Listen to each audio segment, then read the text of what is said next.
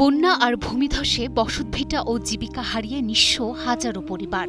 প্রকৃতির তাণ্ডবের আঘাত কাটিয়ে ওঠার এই কঠিন লড়াইয়ে অসহায় মানুষদের পাশে মানবিকতার হাত বাড়িয়ে দিয়েছে সংযুক্ত আরব আমিরাত সরকার। মানবিক সহায়তা দিয়ে হাসি ফুটিয়েছে অনেক পরিবারে।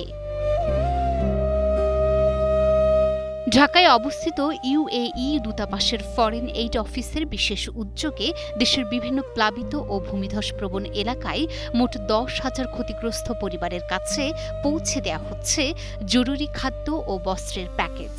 এই মানবিক কার্যক্রমের অংশ হিসেবে কক্সবাজারের 3 ও 4 নম্বর রোহিঙ্গা ক্যাম্পে আশ্রয় নেওয়া প্রায় 5,000 পরিবারের হাতে জরুরি খাদ্য সামগ্রী ও নতুন বস্ত্র তুলে দেওয়া হয়।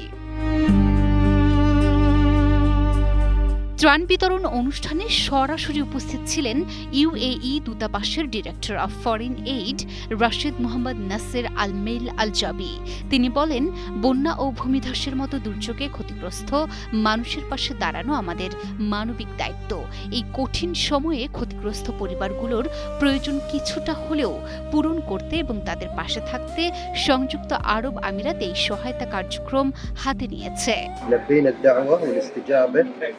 للشعب البنغالي بالفيضانات المتضررة والفيضانات دي بالذات في مخيم لاجئين الروهينجا في كوكس بازار ما يقارب من يمكن 3500 أسرة. لبينا النداء بالأمر من حكومة الإمارات. شكرا جزيلا.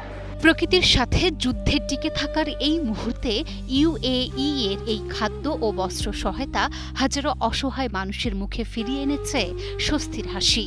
এই উদ্যোগ কেবল তাৎক্ষণিক দুর্ভোগ লাঘব করবে না, বরং বাংলাদেশ ও সংযুক্ত আরব আমিরাতের দীর্ঘদিনের ঐতিহাসিক ও কূটনৈতিক সম্পর্ককে পৌঁছে দেবে এক নতুন উচ্চতায়।